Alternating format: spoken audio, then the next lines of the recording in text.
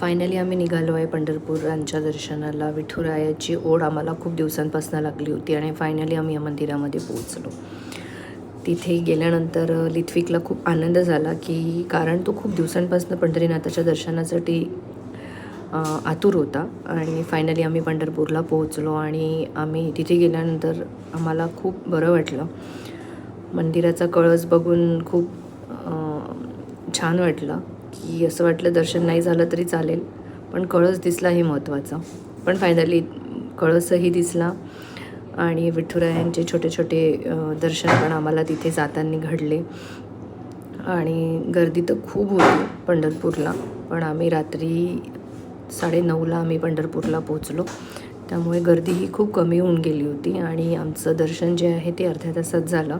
Line खूप होती आणि त्याचा आनंद पण आम्ही घेतला.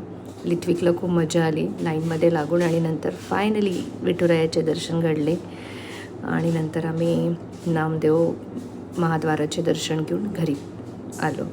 पुन्हा भेटू नेक्स्ट ब्लॉगला. Bye bye.